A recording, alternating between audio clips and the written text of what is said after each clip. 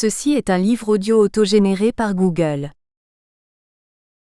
Directeur de la collection, Bernard Grunberg. Éditeur scientifique, Bernard Grunberg, Benoît Roux et Josiane Grunberg. Mise en page et maquette, Benoît Roux. Couverture. Détails de Rochefort Charles II.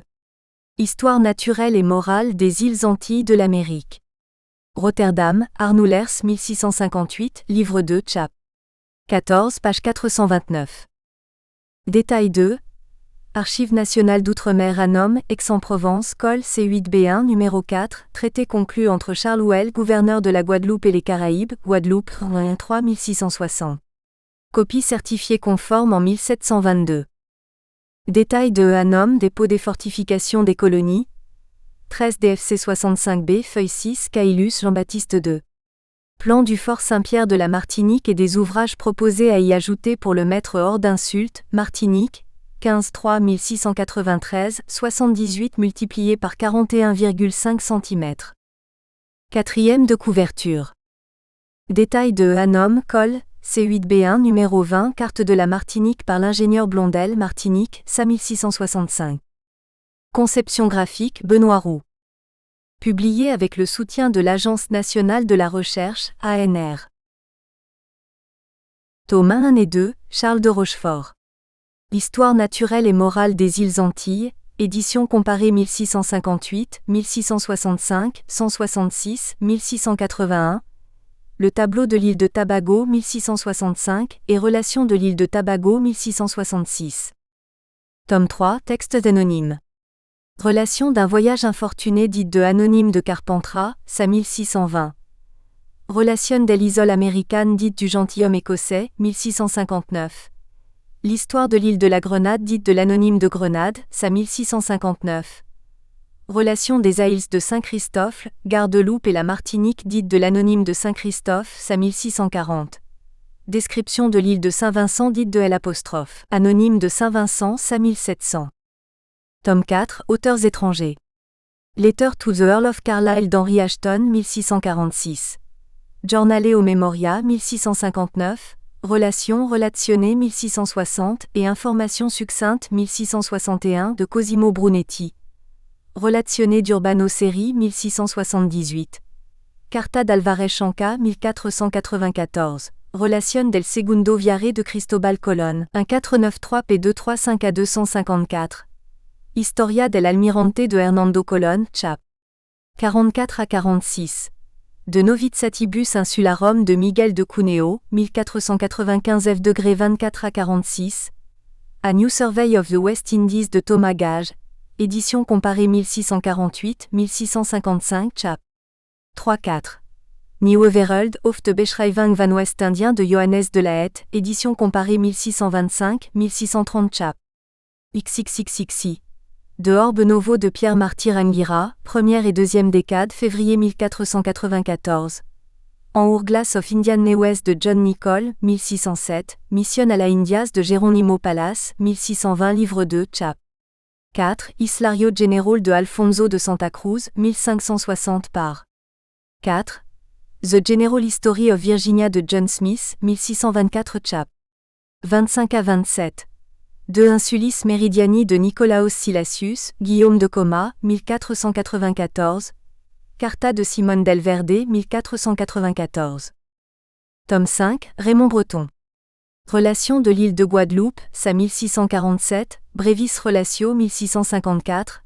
Seconde version de la Brevis Relatio, SA 1654, fragment de la Brevis Relatio SD, Relatio B, 1656, Brevis Narratio 1657. Tome 6, texte des missionnaires jésuites. Lettre d'Antoine Boislevert, SA 1662. Relation de Jacques Bouton 1640. Voyage d'Étienne de la Pierre 1668. Relation de Jean Allais 1657. De Insulis Caraibici Relation manuscripté d'Adrien Le Breton, SA 1722. Relation 1655 et Narratio Missionum, SA 1653, de Pierre Ignace Pelprat. Tome 7, texte des missionnaires dominicains. Lettre de Philippe de Beaumont 1668. Les dessins de son éminence de Richelieu pour l'Amérique d'André Chevillard 1659. Relation de Mathias Dupuis 1652. copie d'une lettre de Pierre Pélican 1635. Tome 8, Autres missionnaires. Voyage de Maurille de Saint-Michel, édition comparée 1652-1653. Brive Relations de Pacifique de Provins 1646. Tome 9, Auteur laïque. Histoire nouvelle de Cahiers de Castres 1694. Histoire et voyage de Guillaume Copillier 1645. Les exploits et logements des François dans l'île de Gardeloupe dans la Gazette 1639. Relations du sieur de la Borde 1674. Relations 1644 et lettres de Léonore La Fayolle 1644. Voyage de Daniel Le Hirbeck, ça 1644. Récit du voyage et de l'arrivée aux Antilles du commandeur de Poincy dans le Mercure François 1640. Tome 10 à 12, Jean-Baptiste Dutertre. Histoire générale des Aïls. Édition comparée 1654 avec les manuscrits de la Bibliothèque nationale de France et de la Bibliothèque Mazarine, et Histoire générale des Antilles 1667 à 1670. Livre second comprenant l'histoire morale. Chapitre 1er. De l'établissement des habitants étrangers dans les îles de Saint-Christophe, de Nives, de la Gardeloupe, de la Martinique et autres îles Antilles. Après avoir achevé tout ce qui pouvait être de l'histoire naturelle des Antilles, il faut venir à l'histoire que nous appelons morale et traiter dorénavant, en toute la suite de ce livre, des habitants de ces îles, dont nous avons déjà fait quelques mentions, selon qu'il est venu à propos, en la description que nous avons donnée au livre précédent, de chacune de ces îles en particulier. Nous parlerons premièrement des étrangers, ou des Européens, autant qu'il sera nécessaire à notre dessein. Et puis nous descendrons à une ample et particulière considération des Indiens habitants naturels du pays, dont le sujet, peu connu, demande une déduction de plus longue haleine et une recherche plus exacte et plus curieuse. Les Espagnols, se fondant sur la donation du pape Alexandre VI et sur quelques autres raisons apparentes, prétendent que le droit de naviguer en l'Amérique et d'y établir des colonies, soit au continent soit aux îles, leur appartient privativement à tous autres. Mais, outre que la vanité de cette arrogante présomption se découvre assez d'elle-même et que ce serait interrompre le fil de notre histoire que de nous arrêter ici à une telle controverse, le docte et curieux Bergeron a si exactement traité cette question et si clairement montré l'absurdité de cette chimère en son traité des navigations, que ce serait peine perdue de s'y étendre davantage et d'y vouloir apporter de nouveaux éclaircissements. Aussi tous les rois et princes chrétiens ont toujours contesté au roi d'Espagne ce prétendu droit qu'ils s'attribuent. Et ils ne l'ont pas seulement combattu par parole et par écrit, mais encore par les effets, ayant envoyé de temps en temps des flottes en l'Amérique pour y faire des peuplades et se mettre en possession de plusieurs terres de ce nouveau monde, où particulièrement se sont signalés les Français, les Anglais et les Hollandais. Mais les plus renommées de toutes les colonies que ces trois nations possèdent en Amérique, et celles qui sont les plus fréquentées des marchands comme étant les plus avantageuses pour le commerce, ce sont celles des Antilles. Les Français et les Anglais, comme on le peut remarquer au premier livre de cette histoire, y sont les plus avancés et ont en partage les plus grandes, les plus riches et les plus peuplées de toutes ces îles.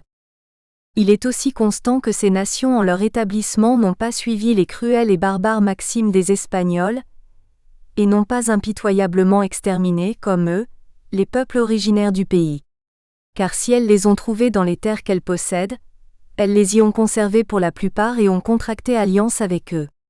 Il est bien vrai que les Caraïbes ont depuis un long temps de grands différends avec les Anglais, mais l'origine de leur querelle vient de quelques sujets de mécontentement qu'ils ont reçus de quelques particuliers de cette nation, qui encore a désapprouvé leurs procédés et en toute rencontre, a témoigné qu'elle désirait qu'ils fussent traités avec la même humanité, modération et douceur chrétienne, dont les amples et florissantes colonies de la Virginie et de la Neuve-Angleterre qui relèvent de sa juridiction ont usé jusqu'à présent à l'endroit des habitants naturels de l'Amérique septentrionale, où elles sont établies, avec lesquels elles entretiennent une si sainte et si parfaite correspondance qu'elle leur a facilité les moyens de les instruire avec un heureux succès et mystère de la religion chrétienne et de fonder un grand nombre de belles églises au milieu de ces pauvres peuples.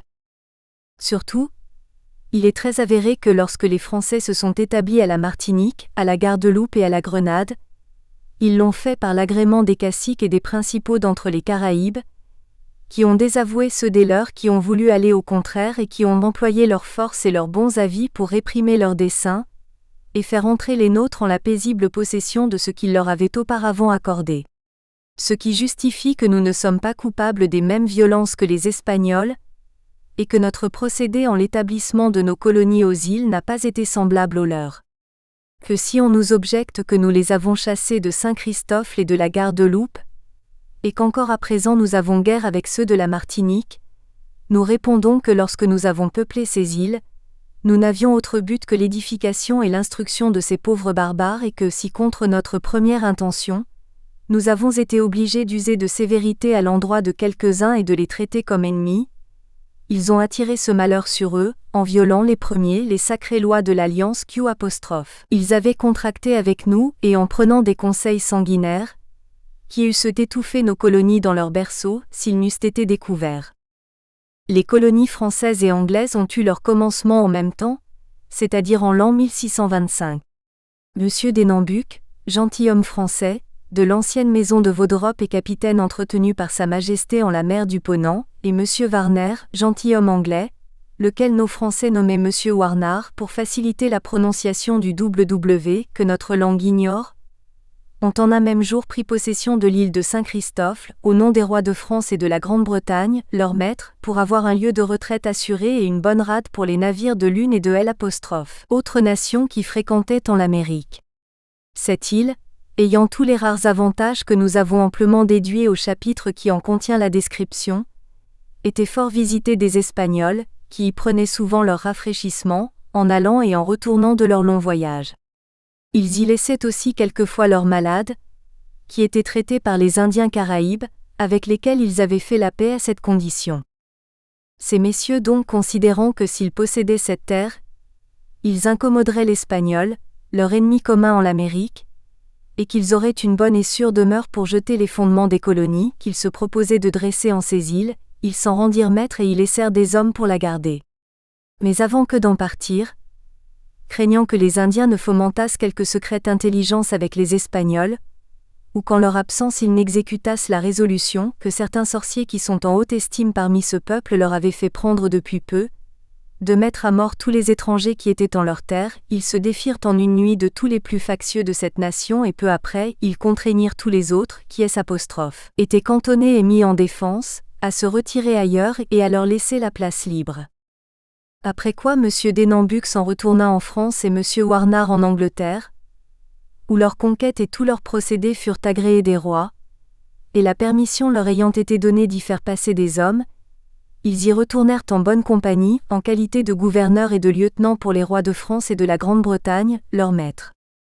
Mais avant que M. Denambuc vînt cultiver et poursuivre sa conquête, il crut que pour avoir un puissant appui en France, qui prit intérêt en la conservation de cette île, sous la souveraineté du roi, et pour assurer et avancer ainsi ses desseins, il serait bien de dresser une compagnie de personnes d'autorité, qui eussent la direction et la seigneurie de cette île et des autres qu'ils pourraient conquérir et soumettre à l'obéissance du roi, à condition que cette compagnie eût soin et prit à cœur y faire passer des hommes pour conserver la terre et la cultiver, d'y envoyer des ecclésiastiques et de pourvoir à leur entretènement, d'y faire bâtir des forts pour la sûreté des habitants et de les munir de canons, de poudre, de boulets, de mousquets, de mèches et de balles, en un mot d'y entretenir un bon arsenal, pour avoir toujours en main de quoi faire tête à l'ennemi. Cette compagnie, ou société, fut établie au mois d'octobre de l'an 1626, tant pour l'île de Saint-Christophe que pour les adjacentes, et fut approuvée par le roi. Et depuis elle fut confirmée et favorisée de nouvelles concessions et de très beaux privilèges obtenus de Sa Majesté le 8e de mars 1642 pour toutes les îles de l'Amérique, situées depuis le 10e jusqu'au 30e degré au-deçà de l'équateur. Monsieur de Sambuc, ayant ainsi mis ordre à ses affaires en France, retourna à Saint-Christophe avec 300 hommes, que les seigneurs de la compagnie nouvellement érigée avaient levés pour jeter les fondements de cette colonie. Il amena aussi plusieurs braves volontaires, qui tenaient à gloire de suivre un si célèbre aventurier et de prendre part dans ses honorables fatigues, sous l'espérance de recueillir aussi en son temps le fruit de ses conquêtes. Ils arrivèrent tous à Saint-Christophe au commencement du printemps de l'année 1627, et bien qu'ils eussent beaucoup souffert durant leur voyage et qu'ils fussent malades pour la plupart ou affaiblis, Ils ne se laissèrent point abattre à ces rudes épreuves, mais se souvenant que les belles entreprises sont toujours accompagnées de grandes difficultés et que les roses ne se cueillent que parmi les épines, ils commencèrent dès lors à mettre la main à l'œuvre et ayant appris, dans peu de jours, de ceux ils avaient trouvé dans l'île, tout l'ordre qu'il faut tenir pour défricher les bois, dresser les habitations, cultiver la terre, planter les vivres et le tabac et pour faire tous les devoirs qui sont requis dans les nouveaux établissements, ils fécondèrent les généreux desseins de leur capitaine qui les animait puissamment par ses paroles et par son bon exemple. Les partages de l'île entre les deux nations avaient été projetés avant ce voyage, mais ils furent conclus et arrêtés solennellement le 13e du mois de mai en la même année.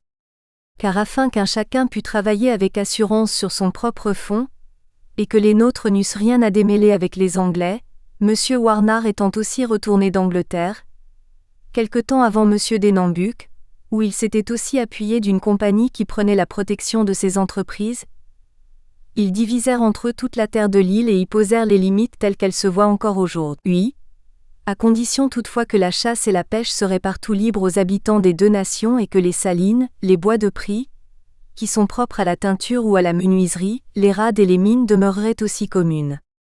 Ils convinrent encore de certains articles, qui furent agréés et arrêtés de part et d'autre, pour entretenir une bonne correspondance, prévenir toute jalousie et éviter tous les sujets de dispute et de contestation, qui peuvent aisément naître entre des peuples de différentes humeurs.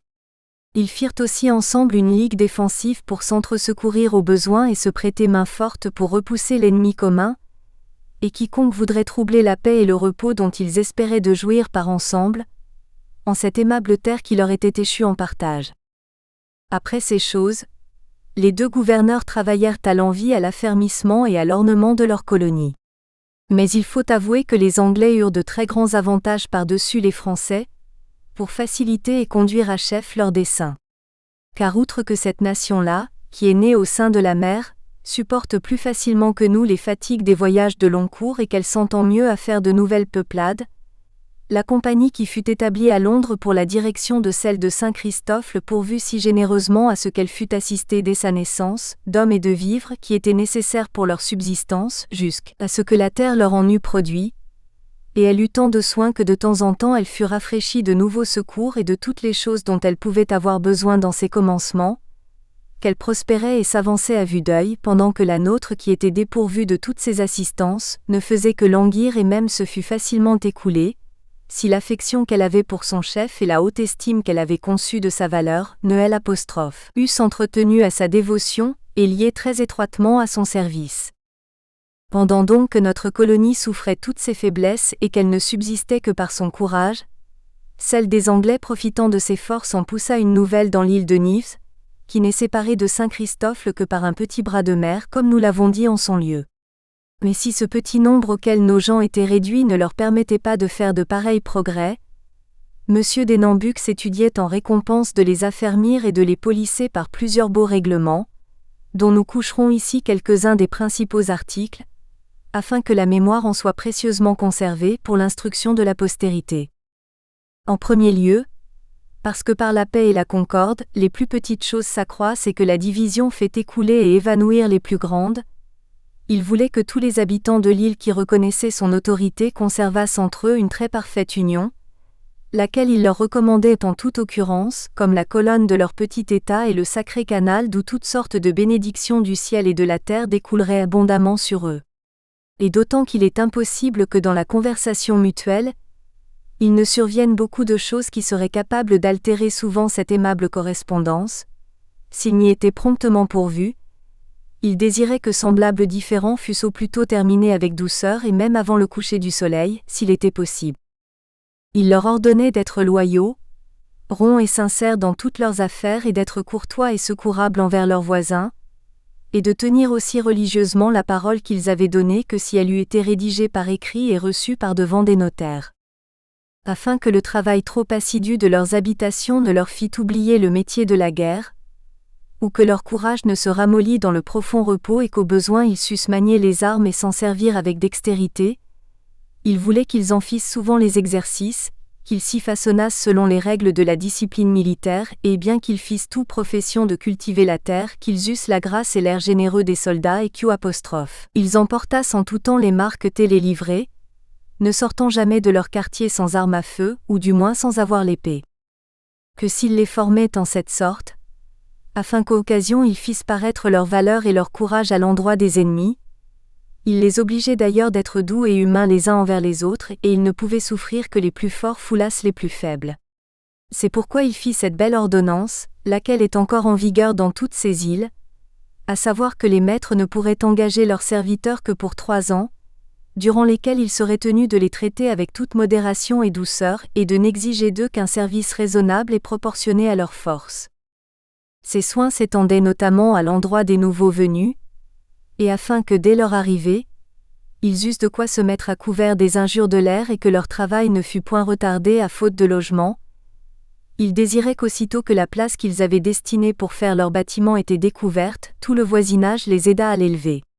Cette louable institution fut si bien reçue et si soigneusement pratiquée, qu'il n'y avait aucun des habitants qui n'en reconnût l'équité, et qui ne tînt à bonne heure dans ces occasions d'y contribuer volontairement ses peines et ses soins.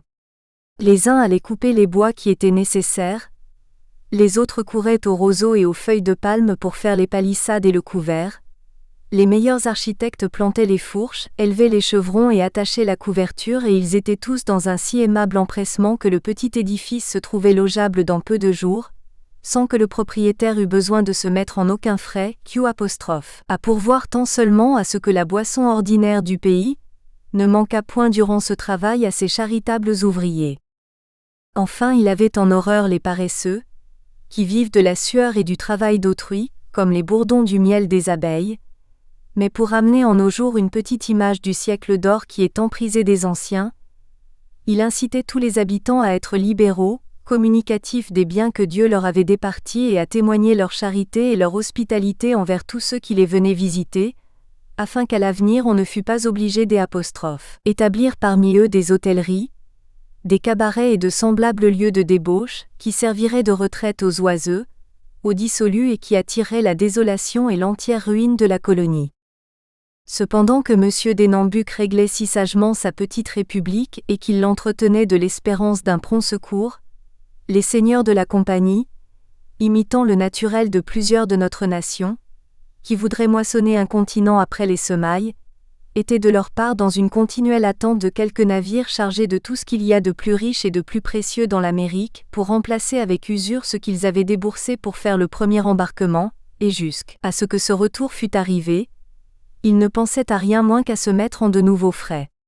Monsieur le gouverneur, ayant remarqué que toutes les lettres qu'il avait envoyées à ces messieurs sur ce sujet n'avaient point obtenu de réponse favorable, se résolut, avant que la colonie fût réduite à une plus grande extrémité, de les aller trouver en personne et d'entreprendre un second voyage pour solliciter ce secours, duquel dépendait la sûreté de leurs premières avances et la subsistance des Français en cette île.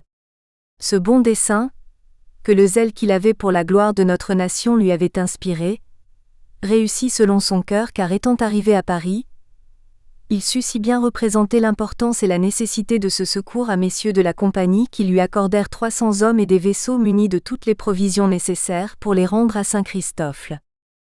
Ce renfort tant attendu de notre colonie lui arriva heureusement au commencement du mois d'août de l'an 1629, et elle le reçut avec tant de joie et de satisfaction qu'elle s'imaginait d'être parvenue au comble de ses souhaits, et que dès lors elle pouvait surmonter aisément tout ce qui voudrait traverser l'exécution de ses projets.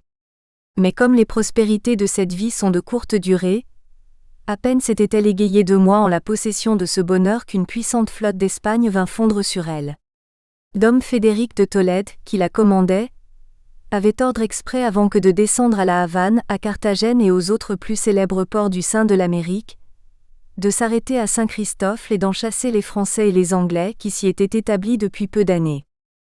Cette armée navale, qui était composée de 24 grands navires de charge et de 15 frégates, se saisit pour premier acte d'hostilité de quelques navires anglais qui étaient à l'ancre près de l'île de Nives, puis elle vint mouiller à la rade de Saint-Christophe, à la portée du canon de la Basse-Terre où M. de Rosset commandait.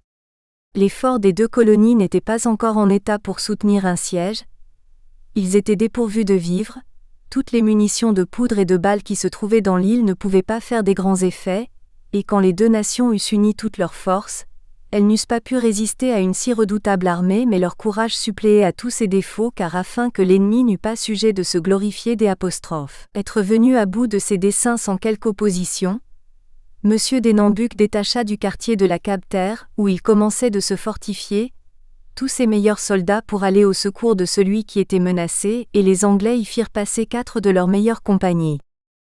Aussitôt que ces troupes furent arrivées au rendez-vous, elles s'employèrent d'un commun accord avec les habitants du quartier à se retrancher le long de la côte pour repousser vigoureusement l'ennemi, et lui contester la descente, et sans doute elles lui eussent bien donné de la peine, si elles eussent été bien commandées et que cette première ardeur n'eût été ralentie par la frayeur qui saisit tellement le cœur de M. de Rosset qu'il eut laissé mettre pied à terre et venir aux approches sans aucune résistance, si un jeune gentilhomme neveu de M. Denambuc, frère aîné de M. du Parquet, qui est à présent seigneur et gouverneur de la Martinique, n'eût obtenu la liberté de passer les retranchements et de donner sur la première compagnie des ennemis qui parut sur le sable. Il fut soutenu de quelques volontaires, qui voulurent avoir part à sa gloire, mais il les devança tous de beaucoup en courage et en résolution, car il attaqua avec tant de vigueur celui qui conduisait la troupe qu'il le tua et plusieurs autres des plus vaillants de sa compagnie, qui eurent l'assurance de vouloir éprouver sa valeur, mais étant abandonné de ceux qui l'avaient suivi en cette mêlée, il fut tellement investi de la multitude qui venait fondre sur lui qu'enfin il fut abattu et emporté dans un des navires des ennemis, où après tous les devoirs qu'on fit pour le guérir de ses blessures, il mourut au grand regret de l'un et de l'autre parti, qui avaient été témoins de sa générosité et qui ne pouvaient se lasser de lui donner tous les plus beaux éloges que sa vertu avait mérités. Durant ce choc, qui devait être soutenu un peu plus vigoureusement des nôtres, le général de la flotte fit détacher en un même temps de tous les navires de grandes chaloupes remplies de soldats bien armés qui descendirent en fort bon ordre et couvrirent la rade. C'est ce qui redoubla l'épouvantement de M. de Rosset, qui, de peur d'être opprimé de cette multitude, fut d'avis de céder à la force et de faire une honorable retraite, avant que les nôtres fussent investis et enveloppés de tous côtés. Cette résolution prise tumultuairement fut fort mal reçue de tous ceux qui étaient jaloux de la gloire de notre nation, et qui eussent désiré que l'ennemi eût acheté un peu plus chèrement le dégât de leur colonie. Mais les suffrages que l'épouvantement suggérait en cette fatale conjoncture ayant prévalu, il fut arrêté qu'à l'instant même on prendrait le chemin de la Cape-Terre et que là on aviserait plus amplement à tout ce qui serait jugé nécessaire pour le salut commun. L'Espagnol, voyant que nos gens abandonnaient leurs forts et leurs retranchements sans avoir fait beaucoup de résistance, crut que cette retraite n'était qu'une feinte qui était ménagée à dessein de l'attirer dans quelque embuscade qu'on lui avait dressée dans les bois. Ce soupçon, qui était appuyé sur quelques apparences, le retint de poursuivre sa victoire et l'arrêta au quartier de la Basse-Terre, jusqu'à ce qu'il eût appris au vrai l'état de toute l'île et qu'il eût pourvu à tout ce qu'il trouverait être le plus expédient pour exécuter promptement et fidèlement tous les points de sa commission. Pendant que l'ennemi prenait ainsi ses mesures, pour conduire à chef ses desseins sans se mettre en danger, M. Denambuc, surpris d'un si subit changement et d'un succès si inespéré, tâchait de rassurer les siens et de les encourager à porter constamment cette disgrâce, leur remontrant qu'elle n'était pas irrémédiable, que l'ennemi ne s'opiniâtrerait pas à demeurer dans l'île jusqu'à ce qu'il en eût entièrement chassé les habitants, qu'il avait des affaires de plus grand poids qu'il appelait ailleurs, qu'il ne engagerait pas facilement dans les forêts qu'il lui faudrait traverser de nécessité pour venir à son quartier, qu'il pouvait s'y mettre en bonne défense, pour soutenir ses efforts et lui faire marquer de son sang cette invasion, s'il entreprenait de passer outre, et qu'en ce cas il y avait même en chemin des endroits si forts de nature que peu d'hommes le pourraient arrêter et le contraindre de retourner sur ses brisées. Ces avis étaient très judicieux, mais la terreur avait tellement préoccupé les esprits, et la consternation était si générale qu'ils ne furent point pesés selon leur mérite. L'affaire étant donc mise en délibération, la conclusion fut qu'on abandonnerait l'île et que la colonie se transporterait en quelque autre, qui ne donnerait point tant d'ombrage à l'Espagnol et qui serait plus écarté de la route ordinaire de sa flotte. M. Denambuc, qui prévoyait que quelque couleur qu'on pût donner à cette résolution, elle serait notée de quelque lâcheté qui flétrirait l'opinion qu'on avait justement conçue de la valeur des Français, et étoufferait en un instant ces grandes espérances qu'on avait eues de leur colonie, ne put point être persuadé d'y donner son approbation. Néanmoins, encore qu'il fût d'un sentiment tout contraire, pour ne point abandonner dans cette triste rencontre ceux qui l'avaient amené de si loin et avec qui il avait passé tant de mers et essuyé tant de périls, il s'accommoda à leur humeur et s'embarqua avec eux dans quelques navires qui se trouvèrent à la rade. Et ainsi, pour éviter un plus grand désordre, en se surmontant soi-même, il témoigna qu'il oubliait généreusement le peu d'estime qu'il faisait de ses remontrances. Les quartiers des Anglais étaient aussi dans un grand désordre. Ils avaient appris que l'ennemi était maître de toute la basse-terre, qu'il ruinait la forteresse des Français après en avoir enlevé le canon, qu'il avait déjà brûlé toutes les cases et fait le dégât des habitations du quartier.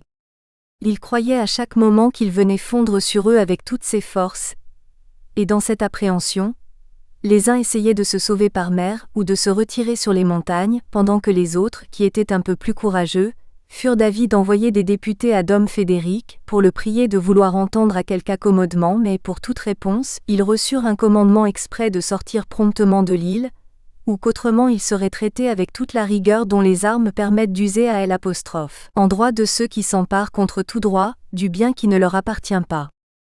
Pour faciliter ce départ que Dom Frédéric leur ordonnait, on leur rendit selon ses ordres les navires que sa flotte avait pris devant l'île de Nice et il voulut qu'ils s'y embarquassent sans aucun délai et qu'en sa présence ils fissent voile vers l'Angleterre. Et parce que ces vaisseaux ne pouvaient pas contenir une si grande Charles de Rochefort multitude, il permit à tous ceux qui n'y purent pas avoir place de demeurer dans l'île, jusqu'à ce qu'il se présentât une occasion favorable pour suivre leurs compagnons. Après cette expédition, Dom Frédéric fit lever l'ancre à ses navires pour continuer leur voyage, mais incontinent que les Anglais qui étaient restés eurent perdu de vue cette flotte, ils commencèrent à se rallier et à former une constante résolution de relever courageusement les ruines de leur colonie. Pendant que ces choses se passaient à Saint-Christophe, les Français qui en étaient sortis au commencement de cette déroute avaient tant enduré sur mer, à cause du manquement de vivres et des vents contraires qu'ils avaient été contraints de relâcher aux îles de Saint-Martin et de Montserrat, après avoir visité en passant celle d'Antigua. Ils eussent bien souhaité de se pouvoir établir en quelqu'une de ces terres, mais elles ne leur semblaient que des affreux déserts, en comparaison de celles qu'ils avaient quittées. Sa douce idée repassait incessamment devant leurs yeux. Ils la regrettaient à chaque moment et l'aimable souvenir de cet agréable séjour, où la providence divine les rappelait par des voies qui leur étaient inconnues, leur fit naître le désir de s'informer de l'état auquel l'Espagnol l'avait laissé puisqu'ils en étaient si voisins. Pour contenter cette louable curiosité, ils y firent passer l'un de leurs navires, qui leur rapporta à son retour que la flotte ennemie s'était entièrement retirée et que les Anglais qui y étaient restés travaillaient courageusement à rebâtir leurs cases, à planter des vivres et à réparer leur désolation. Cette agréable nouvelle ressuscita en un instant toutes les espérances de nos Français et releva glorieusement le courage des plus abattus, de sorte qu'il ne fallut pas employer beaucoup d'artifices pour les animer au retour, et pour leur persuader de se rendre en toute diligence en cette délicieuse terre qui possédait déjà leur cœur et toutes leurs plus tendres affections. Aussitôt qu'ils y furent arrivés, chacun reprit son poste et retourna sur sa place, en bonne intention de s'y affermir et d'en relever promptement le débris.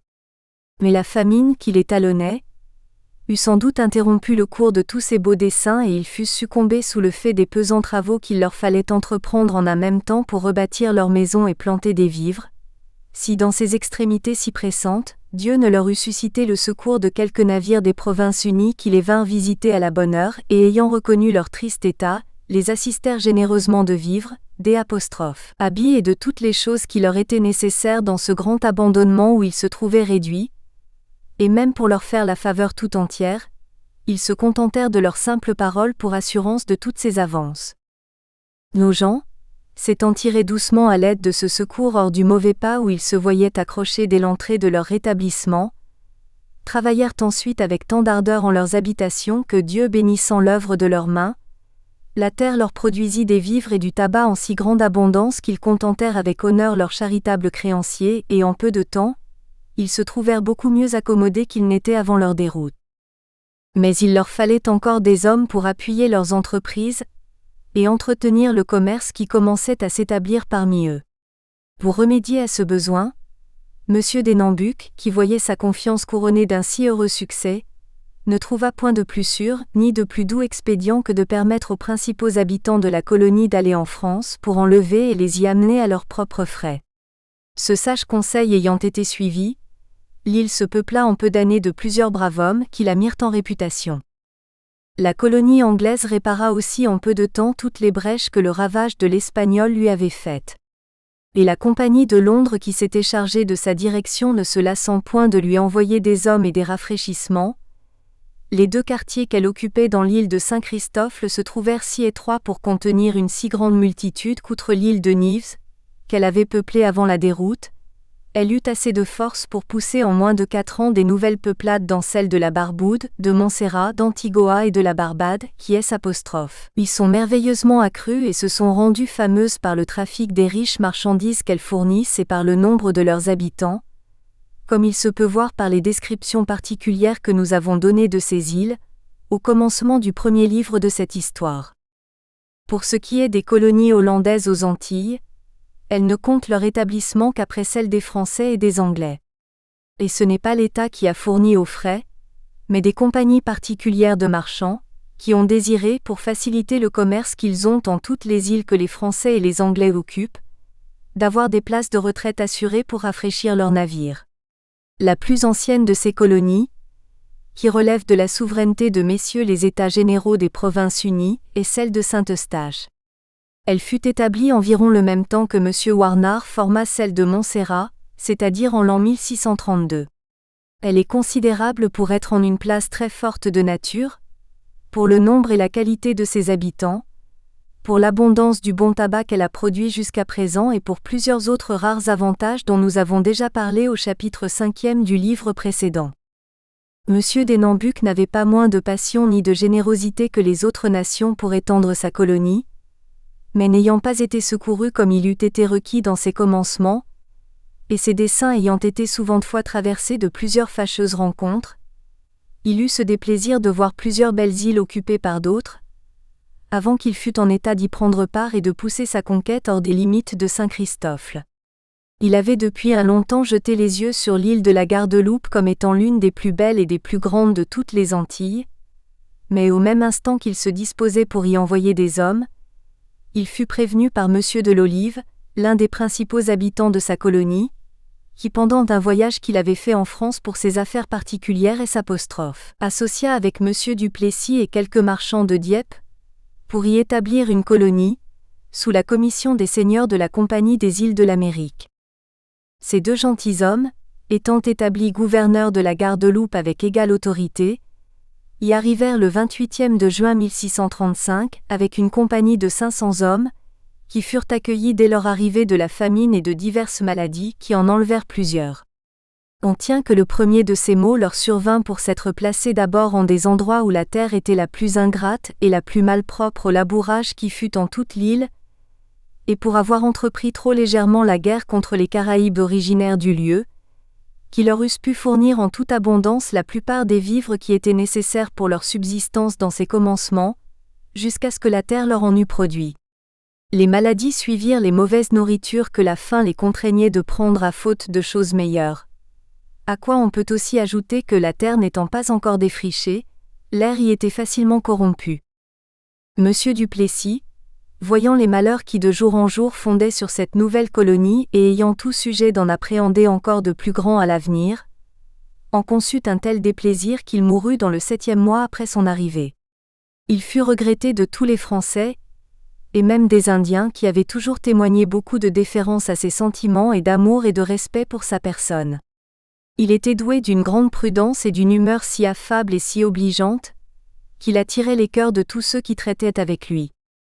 Après le décès de M. Duplessis, M. de l'Olive s'empara de tout le gouvernement et comme il était autant remuant que son collègue avait été doux et modéré, il déféra tant au conseil violent de quelques brouillons qui l'obsédaient continuellement qu'il fit bientôt après entreprendre cette guerre funeste contre les Caraïbes, qui pensa ruiner cette colonie naissante. Il est vrai qu'il les pressa d'abord si vivement, qu'il les obligea de lui quitter l'entière possession de la Gardeloupe. Mais d'autant que eux, pour venir à bout de ce dessein qu'il avait formé dès son arrivée, Il se souilla de plusieurs cruautés que les barbares n'eussent pas voulu exercer à l'endroit de leurs plus grands ennemis. Il flétrit tellement sa gloire et sa réputation qu'il n'y avait que des gens de sang et des désespérés qui approuvassent sa conduite. Les Caraïbes, que M. de Lolive avait chassés de cette île, se retirèrent en celle de la Dominique. Ceux de la même nation qui la possèdent les reçurent fort volontiers, et pour leur témoigner qu'ils étaient sensiblement touchés de leur disgrâce, ils leur présentèrent de se joindre avec eux pour venger par les armes l'injure qui leur avait été faite. Cette offre était trop avantageuse pour être refusée.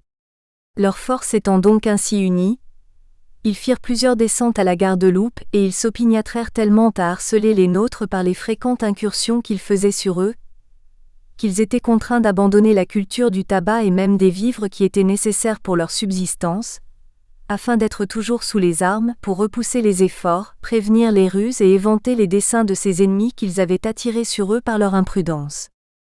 Cette cruelle guerre, qui dura environ 4 années, réduisit cette colonie en un si déplorable état qu'elle était décriée partout, et à cause qu'elle avait si souvent les Caraïbes sur les bras, on la croyait à la veille de sa ruine, mais comme elle était réduite à ses extrémités, M. de Lolive perdit la vue et messieurs de la compagnie y envoyèrent M. Aubert pour gouverneur, qui remédia à tous ces désordres, apaisa tous les troubles et y apporta cette bonne paix, qui y attira puis après le commerce et abondance de toutes choses, comme nous le dirons au chapitre 3 de cette histoire morale.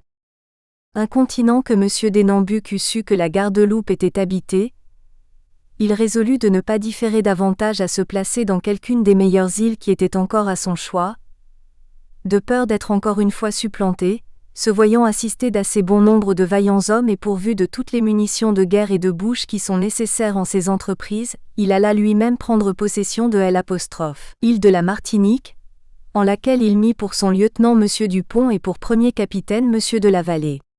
Puis mourant à Saint-Christophe, il donna par son testament tous les biens et tous les droits qu'il avait à la Martinique, laquelle il avait fait peupler à ses frais, à M. du Parquet son neveu, qui en est encore à présent seigneur et gouverneur comme nous l'avons déjà dit.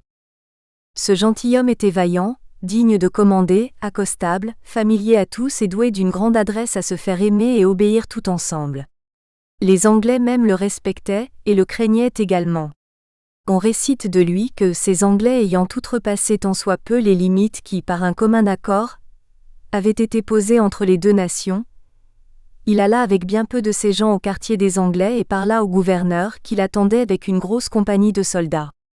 Mais il se comporta avec tant de courage et de résolution, mit en avant de si bonnes raisons et fit de si puissantes menaces de venir à bout par la force de ce qu'il ne pourrait obtenir par la douceur, que le gouverneur anglais lui accorda ce qu'il demandait. Cette rencontre prouve combien il était jaloux de conserver les droits de sa nation. Depuis, ces deux gouverneurs furent toujours bons amis. Chapitre 2. De l'établissement des Français dans les îles de Saint-Barthélemy, de Saint-Martin et de Sainte-Croix. Après le décès de M. Denambuc, duquel la mémoire est en bénédiction dans les îles, M. Duhalde, qui était son lieutenant au gouvernement, fut fait gouverneur en chef par messieurs de la Compagnie des Antilles. Mais comme peu de temps après il se fut retiré en France, M. le cardinal de Richelieu, Premier ministre d'État, duquel la prévoyance s'étendait aux lieux les plus éloignés, jugea que c'était une chose digne de ses soins de prendre à cœur la conservation et l'accroissement de cette colonie en l'Amérique, et que de là, la gloire du nom français et les armes victorieuses de notre invincible monarque pourraient s'étendre par tout ce nouveau monde, comme elles éclataient magnifiquement en celui-ci. Il désira pour cet effet que les îles fussent pourvues d'un gouverneur, qui pût seconder et exécuter ses généreux desseins. Et après avoir cherché partout un seigneur capable de cet emploi et doué de la conduite, de la sagesse, de la générosité et de l'expérience nécessaires à une si grande charge, en un mot qui eût tous les avantages de l'une et de l'autre noblesse, pour représenter dignement la majesté du nom français en un pays si éloigné, son éminence n'en trouva point qui eût toutes ces rares qualités en un plus haut degré que M. le chevalier de Longvilliers-Poincy, bailli et grand-croix de l'ordre de S. Jean de Jérusalem, commandeur des Oisemont et de Coulou et chef d'escadre des vaisseaux de Sa Majesté en Bretagne, gentilhomme de fort ancienne maison, qui porte le nom de Poincy et dont l'aîné fait sa demeure en l'une de ses terres proche la ville de Meaux. M. le cardinal présenta cet excellent gentilhomme au roi Louis XIII de glorieuse mémoire, qui, louant et approuvant ce bon choix, l'investit de la charge de gouverneur et lieutenant général pour Sa Majesté aux îles de l'Amérique. De quoi lettres lui furent expédiées au mois de septembre de l'an 1638.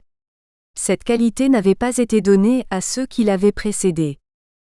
L'an 1639, Monsieur le bailli de Poincy, étant parti avec tout son train de la rade de Dieppe vers la mi-janvier, arriva un mois après aux Antilles et fut reçu premièrement à la Martinique par les habitants en armes.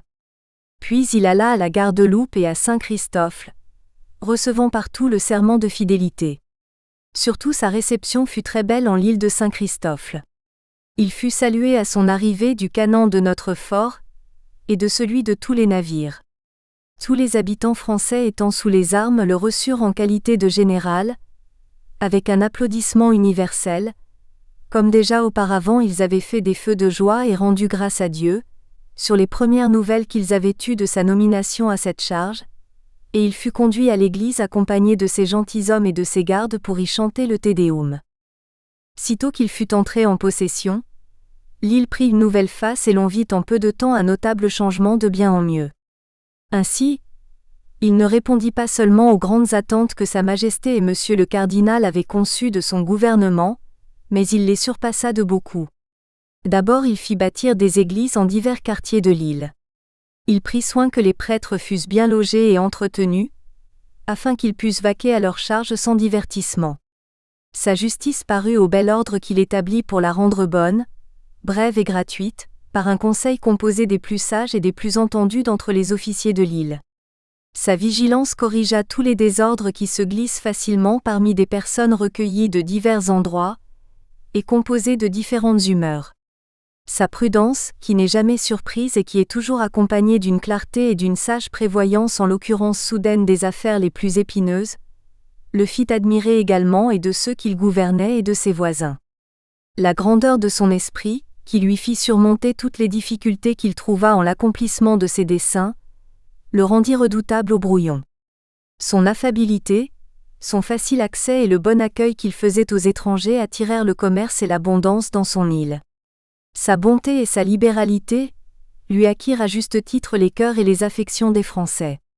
Enfin sa générosité, éprouvée en plusieurs rencontres, tant en France aux emplois très honorables qu'il a eus dans les armées de Sa Majesté qu'en l'Amérique depuis qu'il y commande, en la conservation ou amplification et en la conquête de tant de places considérables, donna dès lors de la terreur à l'Espagnol qui jusqu'à présent n'a osé traverser ces belles et glorieuses entreprises. Monsieur le général, ayant établi dans l'île de Christophe tout le bon ordre qui était nécessaire pour entretenir les habitants en une bonne concorde, pour y attirer toutes sortes de biens et y faire fleurir le trafic, et l'ayant rendue la plus belle et la plus illustre de toutes les Antilles, comme nous l'avons représenté au chapitre 4 du premier livre de cette histoire, étendit puis après la colonie française dans les îles de Saint-Barthélemy, de Saint-Martin et de Sainte-Croix, desquelles nous avons fait la description en son lieu, mais il nous reste encore quelques circonstances bien considérables, touchant la conquête de l'île de Sainte-Croix, lesquelles nous ajouterons en cet endroit. Cette île a eu plusieurs maîtres en bien peu de temps et durant plusieurs années, les Anglais et les Hollandais ont contesté ensemble à qui elle serait. Enfin ils l'avaient partagée entre eux. Mais en l'an 1649, les Anglais, ayant remarqué que les Hollandais étaient en petit nombre, les obligèrent à leur laisser toute la place. Toutefois, ils ne jouirent pas longtemps de leur usurpation. Car bientôt après, les Espagnols de l'île de Porto Rico y firent une descente, brûlèrent les maisons, tuèrent ceux qu'ils trouvèrent sous les armes et firent transporter les autres avec leurs femmes et leurs bagages en l'île de la Barboude. Après qu'ils eurent ainsi dépeuplé cette île, comme ils étaient sur le point de remonter dans leur vaisseau pour s'en retourner en leur terre, voici arrivé un navire des îles de Saint-Eustache et de Saint-Martin qui était chargé d'hommes, lesquels ayant appris la déroute des Anglais, dans la créance que l'Espagnol s'était déjà retiré, venaient relever les droits et les prétentions que la nation hollandaise avait sur cette île. Mais la partie étant inégale, vu que les Espagnols étaient 10 contre 1, ils furent contraints de composer. Le dessein des Espagnols qui leur avaient promis bon quartier et qui les tenaient prisonniers, était de les mener à Porto Rico à leur gouverneur, qui selon l'humeur espagnole, ne leur eût peut-être pas fait un trop bon parti. Lors donc qu'ils méditaient leur retour avec ces prisonniers, qui étaient venus d'eux-mêmes se jeter entre leurs mains, 2 navires français chargés de soldats, de vivres et de toutes sortes de munitions de guerre abordèrent en l'île, étant envoyés de la part de M. de Poincy, leur général, pour chasser l'Espagnol de cette terre et la conquêter pour le roi.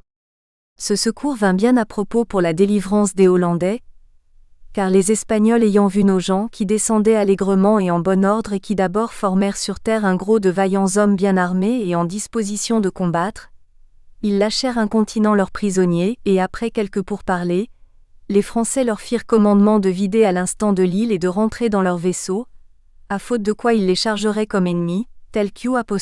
Ils étaient, et ne leur donneraient aucun quartier. À quoi ils aimèrent mieux obéir que d'expérimenter la valeur des nôtres et le sort des armes, quoiqu'ils fussent en plus grand nombre. Monsieur le général, reconnaissant selon son exquise prudence l'importance de cette île, qui peut faciliter d'autres conquêtes encore plus glorieuses, jugea qu'il fallait accompagner de si heureux commencements d'un grand soin pour la conserver et la munir d'un nombre considérable de vaillants hommes et surtout d'un chef généreux et expérimenté, pour y commander en son nom. Pour cet effet, il y envoya M. Auger, major de l'île de Saint-Christophe, qui avait exercé cette charge avec grande approbation par plusieurs années, et le revêtit de la qualité de gouverneur de cette île. Il mourut en l'exercice de cette charge, au grand regret de tous les habitants, après avoir mis l'île en bon ordre, redressé ses ruines et donné les commencements à un fort qu'il avait lui-même dessiné, pour la sûreté des vaisseaux qui viendraient ci-après à la rade et pour faire perdre aux Espagnols toute envie d'y descendre à l'avenir pour y faire des ravages. La conquête de cette île fut faite, en la façon que nous venons de dire en l'an 1650. Si cette colonie doit ses commencements à la générosité de Monsieur le Général, qui ne laisse écouler aucune occasion capable d'amplifier la gloire et le nom de la nation française, elle lui est aussi redevable de sa conservation et de son accroissement. Car il a eu soin d'y faire passer des hommes, et d'y envoyer des vivres, jusqu'à ce que la terre en eût produit et tous les rafraîchissements nécessaires en de nouveaux établissements et notamment les munitions de guerre qu'il faut en une place qui est si voisine de l'ennemi, et qu'il a enlevée devant ses yeux et sous sa main.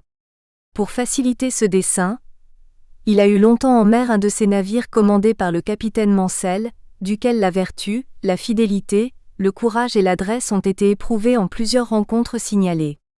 Il faisait le voyage ordinaire de Saint-Christophe à Sainte-Croix, pour y porter tout ce qui pouvait faire besoin à cette nouvelle colonie. Les Hollandais avaient édifié, sur une agréable éminence de cette île, une belle église bâtie en forme de croix. Si les Espagnols respectant ce signe sacré qui était sur le clocher, n'ont pas ruiné cet édifice, nos Français doivent cette maison d'oraison à la piété et au zèle d'une compagnie de marchands de la ville de Flessingue, qui fit premièrement habiter cette île, sous la commission de messieurs les États.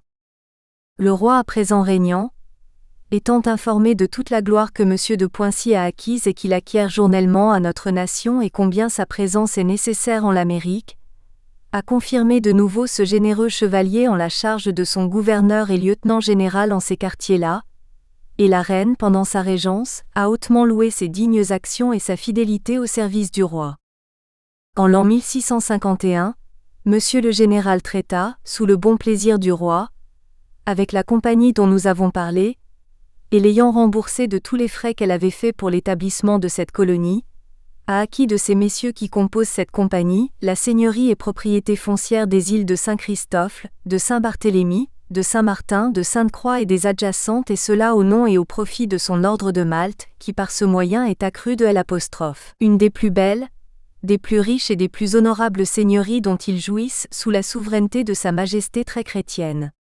Et depuis le roi a fait don absolu de toutes ces îles à l'ordre de Malte, à la seule réserve de la souveraineté et de l'hommage d'une couronne d'or de redevance, à chaque mutation de roi, de la valeur de 1000 écus, comme il paraît par les lettres patentes de Sa Majesté du mois de mars 1653.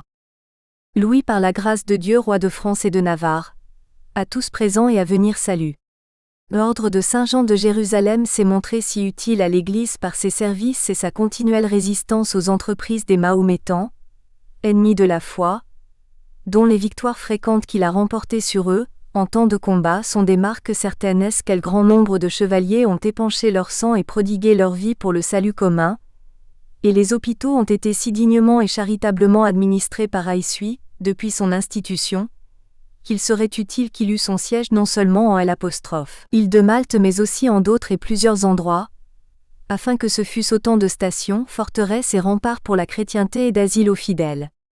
Ces considérations et l'affection que les rois nos prédécesseurs, et nous à leur exemple avons toujours porté au dit ordre, nous ont fait favorablement entendre les supplications qui nous ont été faites de la part de notre très cher cousin le grand maître du dit ordre de Saint-Jean de Jérusalem, par notre aimé et féal conseiller en nos conseils chevalier et bailli d'Aïssuy et ambassadeur de notre dit cousin le grand maître près notre personne, le sieur de Souvray. Que le sieur bailli de Poincy grand croix du dit ordre, après plusieurs beaux emplois en France, aurait été envoyé par le feu roi notre très honoré seigneur et père son gouverneur et lieutenant général les îles de Saint-Christophe et autres îles de l'Amérique peu connues pour l'or, lesquelles depuis sous sa conduite sont habitées de grand nombre de Français, en quoi le dit sieur bailli de Poincy n'aurait rien épargné pour y maintenir notre autorité, l'éclat et la dignité du nom français. Même aurait fait bâtir plusieurs forts à ses dépens et se serait aussi formé un revenu considérable par acquisition qu'il a faite dans lesdites îles, ayant employé pour cet effet le revenu de plusieurs années de deux des plus belles commanderies du dit ordre, desquelles il jouissait en France, lesquels domaines, par droit de pécule, appartiennent à son ordre, auquel d'abondant le dit sieur bailli de Poincy comme bon religieux en a donné toutes les sûretés nécessaires. En sorte que notre dit cousin le grand maître et le dit ordre s'en peuvent dire dès à présent le vrai propriétaire, sans attendre qu'il lui revienne après le décès par droit de dépouille, à quoi notre dit cousin le grand maître a désiré joindre la propriété entière des dites îles de Saint-Christophe par l'acquisition d'Issel, pour laquelle notre dit cousin a envoyé ses ordres et pouvoirs au dit sieur de Souvray, afin de traiter avec ceux de la compagnie des dites îles sous notre bon plaisir et sous L', espérance que nous aurions le dit traité agréable, et que nous y joindrions en outre ce qui nous appartient à ces dites îles, afin de pouvoir par notre dit cousin et son ordre y former un établissement pour le service et la défense de la chrétienté, et pour la conversion des sauvages à la religion catholique. À ces causes, et après avoir fait voir en notre conseil les lettres de concession par nous ci-devant faites à la dite compagnie des îles de l'Amérique du mois de mars 1642. L'acte de délibération de l'Assemblée de la dite compagnie de l'Amérique, pour la cession, vente et aliénation de tout ce qu'il pourrait prétendre en Issel sous notre bon plaisir aux charges et conditions portées par le résultat du 2 mai 1651. Le traité fait par le dit sieur de Souvray avec ceux de la dite compagnie, le 24 des 10 mois et an, attaché sous le contresceau de notre chancellerie. De l'avis de notre dit conseil, où était la reine notre très honorée dames et mères, notre très cher frère le duc d'Anjou, plusieurs princes, ducs, pairs et officiers de notre couronne, et autres grands et notables personnages de notre royaume. Nous désirons favorablement traiter notre cousin le grand maître et son ordre, et témoigner à toute la chrétienté l'estime que nous en faisons et que, comme fils aîné de l'Église, nous ne laissons échapper aucune occasion pour le bien et L', d'augmentation de la religion chrétienne et par ce moyen inviter les autres princes chrétiens de faire le semblable, et de contribuer de leur part, ainsi que nous faisons, à la manutention et propagation de la foi de notre grâce spéciale, certaines sciences, pleine puissance et autorité royale, avons loué, agréé, ratifié, louons, agréons,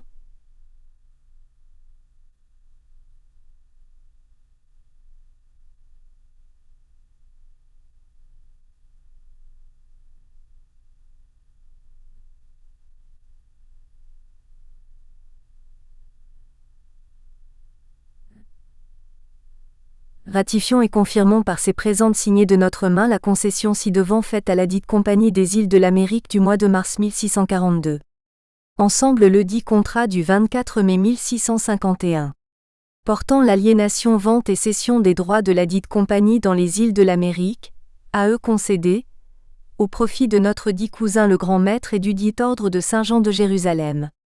Et ajoutant aux concessions faites par ci-devant, avons de nouveau donné et octroyé à notre dit cousin et à son ordre, donnons et octroyons par ces dites présentes la dite île de Saint-Christophe, et autres en général, en dépendance, conformément au dit contrat du 24 mai avec toute leur consistance, à la réserve des îles contenues et spécifiées au contrat de vente des 4 septembre 1649 et 27 septembre 1650. Pour la dite île de Saint-Christophe, et autres îles de l'Amérique, en général, à la réserve ci-dessus, être tenu par notre dit cousin le grand maître et son ordre en plein domaine, seigneurie directe et utile et propriété incommutable. Ensemble les places et forts étant en icelle, droit de patronage laïque de tout bénéfice et dignités ecclésiastiques, qui sont ou pourront être ci-après fondés, et qui nous peuvent de présent ou pourraient appartenir, avec tout droit royaux, et pouvoir de remettre et commuer les peines créées, instituées et destituer officiers et ministres de justice et juridictions tant volontaires que contentieuses pour passer tous actes, juger toute matière tant civile que criminelle en première instance et par appel en dernier ressort, et en tout cas le tout à perpétuité en plein fief, et amorti, et sous tel titre, et y faire tels établissements que bon lui semblera, à la seule réserve de la souveraineté, qui consiste en l'hommage d'une couronne d'or de redevance à chaque mutation de roi, de la valeur de 1000 écus, qui sera présentée par l'ambassadeur du dit ordre vers cette couronne ou par tout autre officier d'aissui en son absence, à la charge que notre dit cousin le grand maître et l'ordre ne pourront mettre les dites îles hors de leurs mains ni y donner commandement à autre qu'aux chevaliers des langues françaises nos sujets, sans nous le faire savoir et pris sur ce notre consentement. Si donnons en mandement à nos aimés et féaux conseillers les gens tenant notre cour de parlement de Paris, chambre de nos comptes, et autres nos officiers qu'il appartiendra, que ces présentes ils fassent enregistrer, et du contenu en icelle faire jouir notre dit cousin le grand maître et le dit ordre pleinement, paisiblement et perpétuellement, sans souffrir qu'il lui soit fait ni donner aucun trouble ni empêchement au contraire. Et d'autant que des présentes l'on peut avoir besoin en même temps en plusieurs lieux. Nous voulons qu'aux copies dûment collationnées, foi soit ajoutée comme à l'original des présentes. Car tel est notre plaisir. Et afin que ce soit chose constante pour toujours, nous avons fait mettre notre sceau à ces présentes, sauf en autre chose notre droit et l'autrui en tout. Donné à Paris au mois de mars, l'an de grâce 1653. Et de notre règne le 10e. Signé Louis. Et sur le repli par le roi de Loménie. Visamol. Et scellé du sceau de cire verte sur lac de soie. Après que monsieur le général de Poincy eut affermi la seigneurie de l'île de Saint-Christophe entre les mains de son ordre de Malte et procuré soigneusement la gloire et la prospérité des colonies françaises de l'Amérique, il décéda paisiblement à Saint-Christophe, l'11e du mois d'avril de l'an 1660, au grand regret de tous les habitants des îles, parmi lesquels la mémoire de ses éminentes vertus sera toujours précieuse et en singulière vénération. Le roi, considérant selon son exquise sagesse que la charge qui était vacante par le décès de ce digne seigneur était de très grande importance, en a pourvu monsieur le chevalier de Salles, qui porte en ses titres, Charles de Salles, chevalier de l'ordre de S. Jean de Jérusalem, administrateur de la seigneurie de Saint-Christophe et chef de la nation française établie de sa majesté pour son éminence de Malte. Monsieur du Parquet, gouverneur de la Martinique, a aussi acquis de la même compagnie la seigneurie des îles de la Martinique, de la Grenade et de Sainte-Alousie. Monsieur de Houel, gouverneur de la Gardeloupe, a fait la même chose pour les îles de la Gardeloupe, de Marie-Galante, de la Désirade et des Saintes.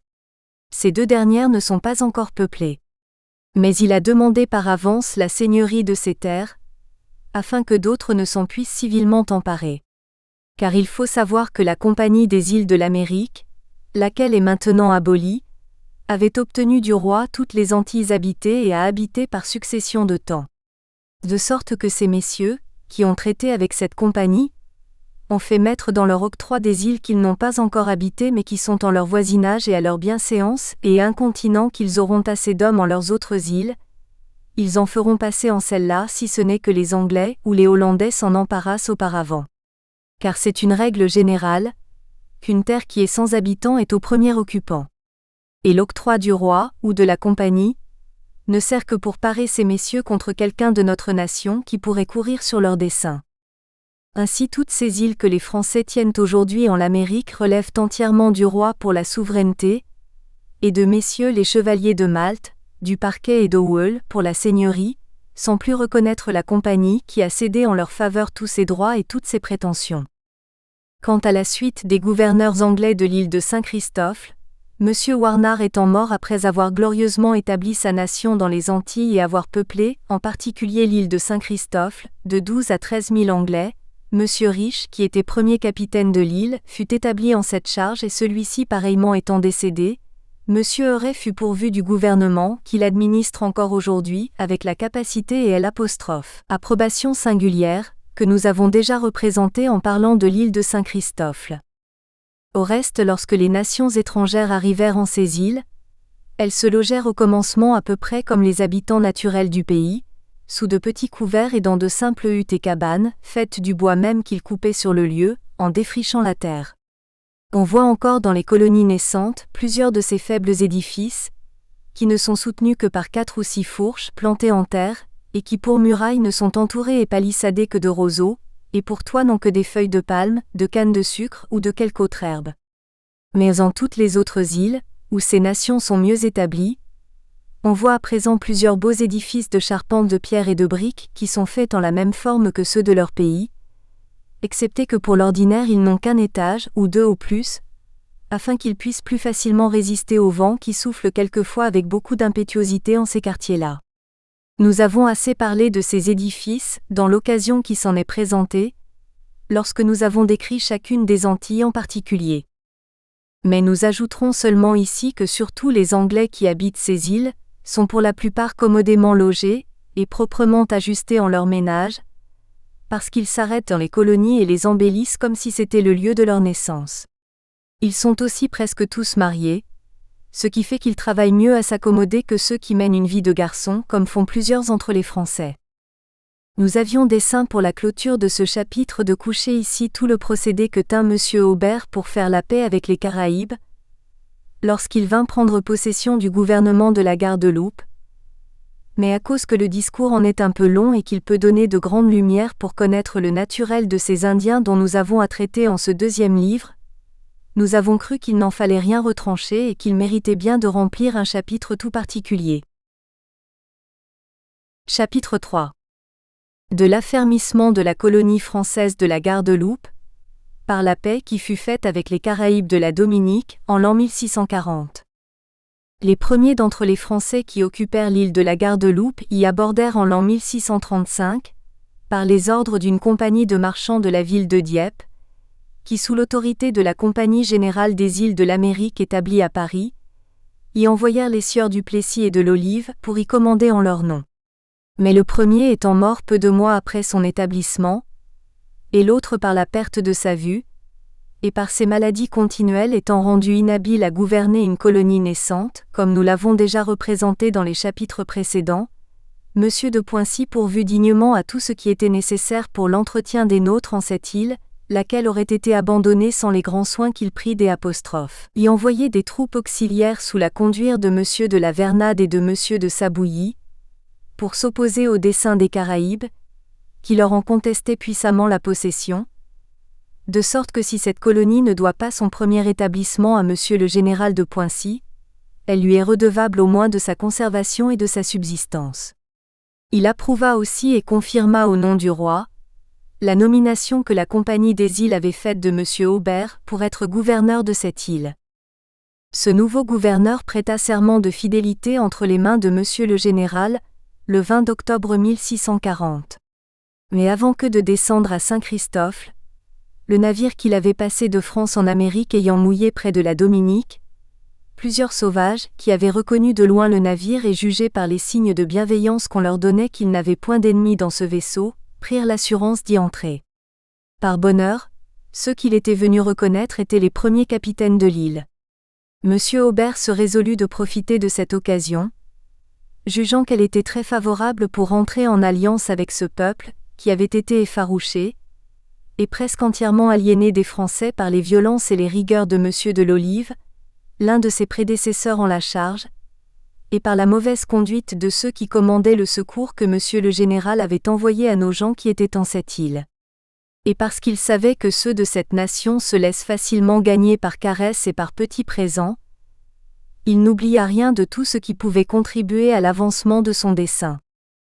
Il leur fit donc savoir qu'il venait de France et qu'il était envoyé pour commander en l'île de la Gardeloupe, qu'il avait appris avec regret les différends qu'ils avaient eus avec les Français depuis quelques années, qu'il venait avec intention de les terminer à l'amiable et qu'il voulait être leur bon compère et leur bon voisin et vivre avec eux comme avait fait feu M. Duplessis, leur bon ami.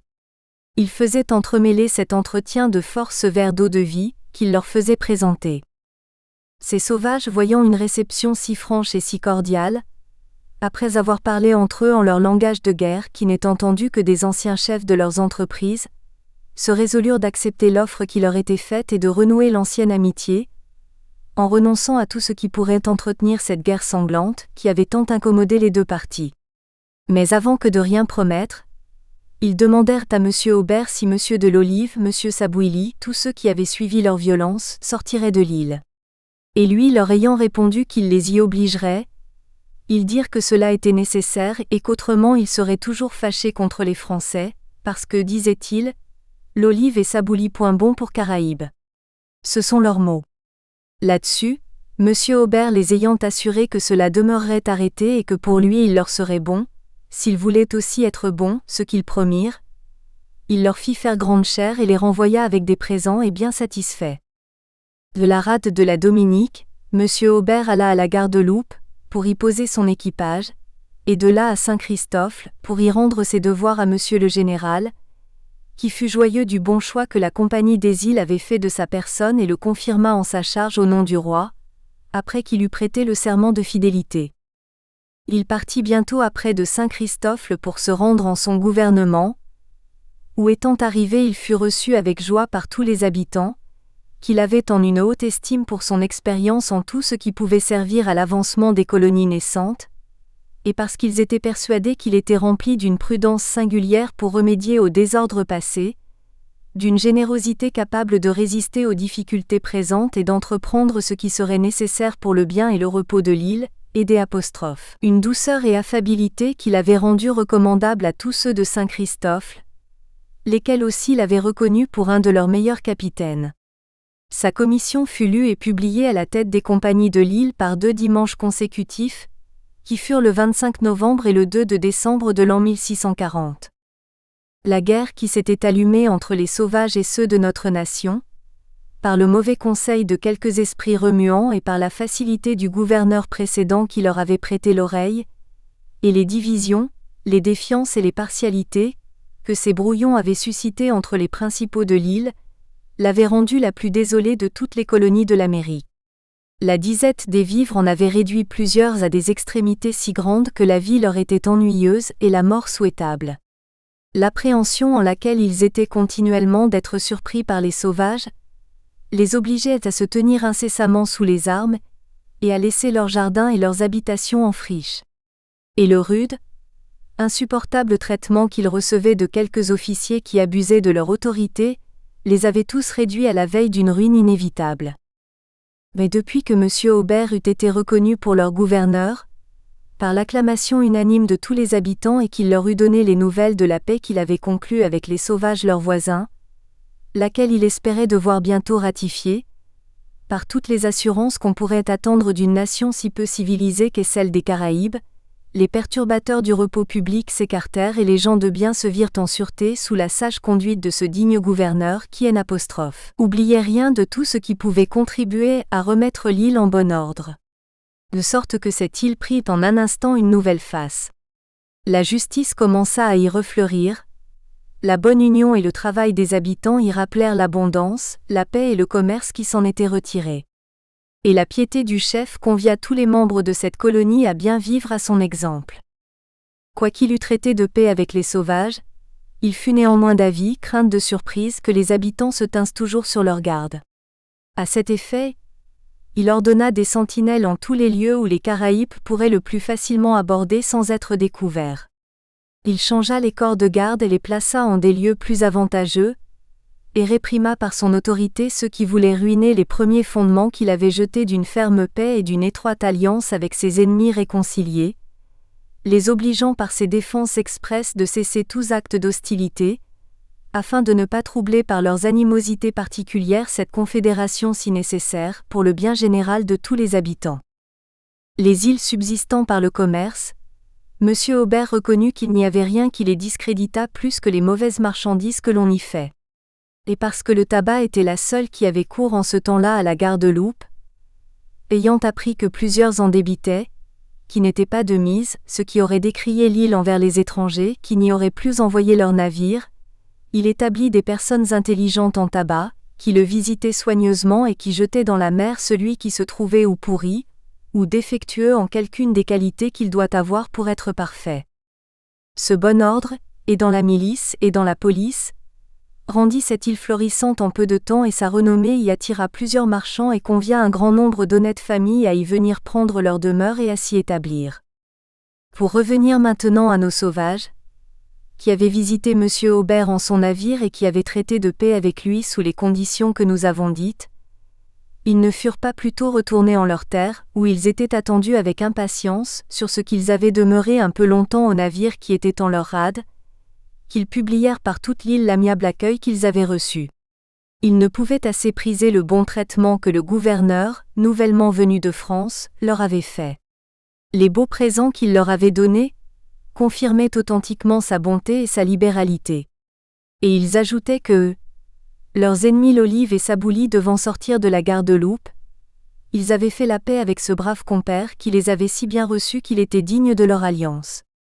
Que pour ne lui donner aucun sujet de défiance, il fallait désormais s'abstenir des courses qu'ils avaient coutume de faire en la terre de la garde-loupe, depuis qu'ils étaient en guerre. Et que lorsqu'ils sauraient que ce nouveau gouverneur serait fermement établi, ils iraient le visiter avec des présents et confirmer solennellement cette paix, qui leur serait si profitable à l'avenir. Les Caraïbes, qui avaient perdu plusieurs de leurs hommes dans les combats qu'ils avaient eus contre les Français, et qui se lassaient d'avoir affaire à des ennemis si adroits et si courageux, furent bien aises de l'heureuse rencontre qu'avaient faite quelques-uns de leurs principaux capitaines. De sorte qu'ils approuvèrent ce qu'ils avaient arrêté avec M. Aubert, et acquiescèrent à tout ce qui leur était proposé, pour entretenir et pour affermir dorénavant cette paix. Près de 5 mois s'écoulèrent, pendant lesquels les sauvages tinrent ponctuellement la promesse qu'ils avaient faite à M. Aubert de ne plus inquiéter les Français. Après quoi, s'étant persuadé que ce temps-là lui devait avoir suffi pour s'accommoder à la garde-loupe, y mettre les ordres nécessaires et informer les habitants de l'alliance qu'ils avaient contractée ensemble à la rade de la Dominique, ils se résolurent de lui envoyer une députation solennelle pour confirmer la paix et lui souhaiter toute prospérité en son gouvernement. Il y avait de l'empressement parmi ces sauvages, à qui aurait l'honneur d'une commission de si grande importance et de laquelle ils ne doutaient aucunement qu'ils ne reçussent des avantages singuliers. Ils se résolurent donc, pour contenter les plus apparents d'entre eux, qui étaient compétiteurs en cette ambassade, d'en établir chef deux de leurs plus anciens et de leurs plus renommés capitaines et de donner à chacun une escorte considérable, composée de l'élite de leurs plus braves officiers et soldats. Et afin qu'il n'y eût point de jalousie entre les capitaines, ils trouvèrent bon de les faire partir en 2 différentes pirogues, chacun avec sa suite et avec cet ordre que l'un devancerait l'autre d'un jour. Le premier de ces ambassadeurs se nommait le capitaine Amichon, fort considéré parmi eux, qui fut accompagné de 30 des plus lestes et des plus adroits de la Dominique. M. Aubert dit qu'il n'a point vu depuis de sauvages plus beaux, ni de plus agiles. Ces sauvages donc, se confiant en la parole qu'il leur avait donnée à leur rade, abordèrent à la garde-loupe et aussitôt qu'ils eurent appris de celui qui commandait au corps de garde que M. Aubert était en l'île et qu'il y était en bonne santé, ils descendirent hardiment à terre et demandèrent à le voir, ayant laissé cependant quelques-uns des moins considérables de leurs troupes pour garder la pirogue. Pendant qu'on allait donner avis à M. le gouverneur de l'arrivée de ces députés de la Dominique, le capitaine Amichon, qui devait porter la parole, lui envoya 2 des plus gaillards de sa suite, chargés des plus beaux fruits de leur terre qu'ils avaient apportés pour lui en faire présent. M. Aubert fut fort joyeux de leur arrivée. Et ayant incontinent commandé à ceux de sa maison et à tout le quartier de ne leur donner aucune occasion d'appréhender quelque mauvais traitement, il prit la peine d'aller lui-même au-devant d'eux, avec un visage qui témoignait assez qu'ils étaient les bienvenus. Il ne faut pas se mettre ici beaucoup en peine pour coucher la harangue et les compliments que le capitaine Amichon lui fit en cette première rencontre. Il avait été l'un de ceux qui avaient vu M. Aubert en son navire à son arrivée de France, et il n'eut point de peine à le reconnaître. D'abord il lui fit entendre qu'il venait pour confirmer ce qu'ils avaient résolu ensemble à la rade de la Dominique, touchant une bonne paix, et que tous les Caraïbes de sa terre le souhaitaient aussi. M. Aubert, avec cette affabilité et cette grâce particulière qu'il a pour gagner les cœurs de ceux qui traitent avec lui, leur donna sur-le-champ assez clairement à entendre, et par son interprète et par sa contenance, qu'il garderait toujours de sa part une union inviolable, pourvu qu'ils n'y contrevinssent pas les premiers. Après, il les fit entrer en sa maison et parce qu'il savait que la bonne chère était le meilleur sceau qu'il pût apposer à ce traité de paix, il leur fit aussitôt présenter de l'eau-de-vie et servir de tout ce qui se trouvait de plus appétissant dans l'île. Ensuite il couronna le festin par des présents qu'il leur fit de toutes sortes de curiosités, qui sont le plus estimées parmi cette nation. Et afin que tous les députés eussent part à la bonne chère et aux libéralités de monsieur le gouverneur, ceux qui avaient été traités furent prendre la place de ceux qui étaient demeurés à la garde de la pirogue, qui eurent aussi à leur tour tout sujet de se louer du bon accueil qui leur fut fait et des présents qui leur furent distribués de même qu'aux premiers. Le capitaine Amichon n'oublia pas, selon la coutume dont ils usent envers leurs amis, de prendre le nom de monsieur Aubert et de lui donner le sien. Après qu'ils eurent tous été comblés des biens et des civilités de monsieur le gouverneur, ils retournèrent fort joyeux en leur pirogue et firent voile du côté de leur île. Ils trouvèrent, à un certain rendez-vous dont ils étaient convenus avant que de partir de la Dominique, l'autre pirogue, qui était chargée du second chef de la députation, nommé le capitaine Baron, avec sa suite. Et comme ce second capitaine eut appris du premier tout l'agréable accueil et toute la bonne chère que monsieur Aubert avait faite à lui et à ses gens, il se rendit le lendemain à la Garde-Loupe. Ce baron avait été l'un des meilleurs amis de monsieur Duplessis, qui était mort gouverneur de la Garde-Loupe, en égale autorité avec monsieur de l'Olive son collègue, lequel après la mort de monsieur Duplessis avait fait imprudemment la guerre aux sauvages. Ce capitaine donc, qui avait visité diverses fois feu monsieur Duplessis et qui conservait un souvenir particulier de l'amitié qu'il lui avait portée, étant persuadé de la générosité des Français, mit d'abord pied à terre avec sa compagnie et fut conduit au logis de monsieur Aubert qui leur fit toute la même réception qu'il avait faite au premier. Et même quand il eut appris que ce capitaine était le compère de feu monsieur Duplessis, c'est-à-dire l'un de ses confidents et de ses meilleurs amis, il le traita avec plus de témoignages d'affection que les autres, et lia une amitié particulière avec lui, recevant son nom et lui donnant le sien. Ainsi ces nouveaux hôtes se retirèrent encore plus satisfaits que les premiers, et promirent de continuer leur visite à l'avenir. Mais les uns et les autres firent rapport en tout leur carbet de la civilité, et du bon accueil du nouveau gouverneur. Le capitaine Baron, qui s'était si bien trouvé de sa première visite, ne tarda guère sans avoir envie d'en faire une seconde. Et ce fut en celle-ci que monsieur Aubert lui fit voir un des fils de feu monsieur Duplessis, auquel ce capitaine fit 1000 caresses, en mémoire de son père qu'il appelait son bon compère et l'ami de sa nation. En effet ce gentilhomme avait acquis l'affection de ces barbares, qui respectaient ses mérites et les belles qualités qu'il avait pour commander. Après cette visite et plusieurs autres que les Caraïbes faisaient presque tous les jours, monsieur Aubert voulut être assuré d'eux, par otage, qu'ils tiendraient ferme l'alliance. Il s'adressa pour cet effet au capitaine Baron, avec lequel il avait contracté une amitié plus étroite qu'avec les autres et qu'il appelait son compère, comme ayant succédé à l'alliance qui avait autrefois été entre monsieur Duplessis et lui.